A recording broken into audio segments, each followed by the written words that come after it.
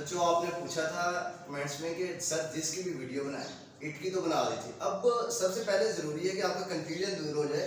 It और this का उर्दू में दोनों का मतलब ये होता है, मगर इट का जो यूसेज है, इस्तेमाल है, वो उस वक्त होता है जब एज ए डमी सब्जेक्ट से इस्तेमाल किया जाए, मतलब जहाँ पे फाइल मौजूद ना हो उन फिक्रों में। जैसे आज छुट्टी है, आज छुट्टी है का सब्जेक्ट का काम करने वाला इसमें कोई नहीं है, तो हम इसके लिए डमी सब्जेक्ट यूज़ करेंगे इट। ठीक है, सीजन के लिए, दिन के लिए। फिर इट इज़ 10 o'clock, अब 10 बजे हैं। टाइम के लिए यूज़ होता है इट, डे के लिए इस्तेमाल होता है, एनिमल्स के नामों के लिए से होता है, चिल्ड्रन के लिए इस्तेमाल होता है, साइज के लिए। It is raining outside, it whether के लिए, बाहर बारिश हो रही है, सब्जेक्ट नहीं मालूम। सो डमी सब्जेक्ट यूज़ होता है जब फाइल काम करने वाला मालूम ना हो। अब दिस पे आ जाए, दिस की बड़ी कन्फ्यूजन रहती है बहुत सारे तालिब इल्मों को। जिसका मतलब भी ये है, बहुत सारे मैंने टीचर्स को देखा है प्राइमरी लेवल पे, मेल और फीमेल्स, वो एक ऐसे अगर लिखवा रहे हैं द पेन, फॉर एग्जांपल वो लिखवा रही है या लिखवा रहा है, तो वो पहले लिख रहा है this is pen, this is my pen, this is a new pen, this is made of plastic, तो दिस का यूज़ कर रहा है। दिस जो है वो एक सब्जेक्ट के तौर पर इस्तेमाल तो होता है, मगर ये एक प्रोनाउन की किस्म का डेमोन्स्ट्रेटिव प्रोनाउन है।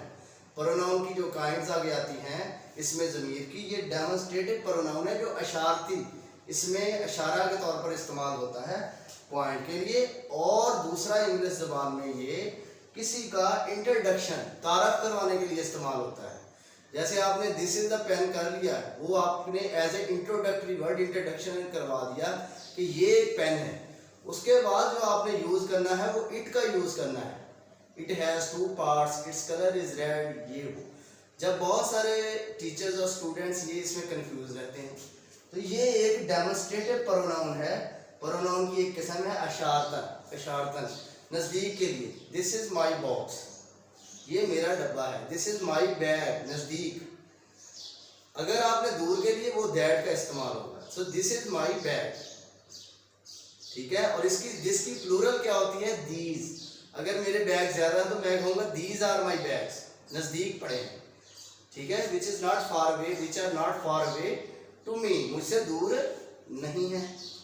सो यूज्ड फॉर दो जगहों पे इस्तेमाल होता है, पॉइंटिंग टू नियर, नज़दीक की तरफ इशारा करना। This is my bag, this is my book, this is my chair. और दूसरा जो होता है फॉर इंट्रोडक्शन, तारफ़ के लिए, चाहे वो जानदार हो, whether they are male, whether they are female, और sorry whether they are non living thing. For example आप किसी को कहते हैं this is Umar's house, this is Umar's house, ये उमर का घर है। आप कहते हैं this is my brother, meet him, this is my brother, meet him, this is my mother, meet her, sorry, this is my mother, meet him, this is my father.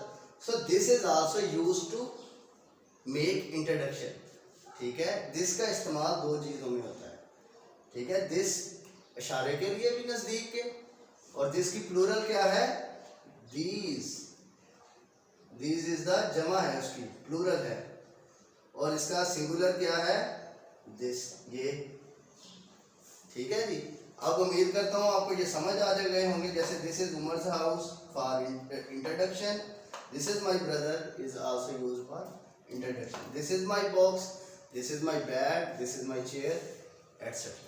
तो जब आप कभी कोई बच्चों को ऐसे भी सीख रहे हैं या सिखाते हैं, तो उसमें पहला वर्ड जो है वो दिस यूज़ कर लें, उसके बाद इट का यूसेज करें। सारा इट ना लगाएं और सारा ही दिस ना लगाएं। तो ये ग्रामर की हिडन और बहुत सी मामूली चीज़ होती है जिसमें हमें कन्फ्यूजन होता है। उम्मीद करता हूँ आपको समझ आ गई होगी। मज़ीद जो है वो सीखने के लिए हमसे जुड़े रहें, चैनल को सब्सक्राइब करें और दोस्तों को बताएं, ज़्यादा से ज़्यादा इल्म को फैलाएं, ज़्यादा से ज़्यादा ज़ुबान, ठीक है। Thank you very much.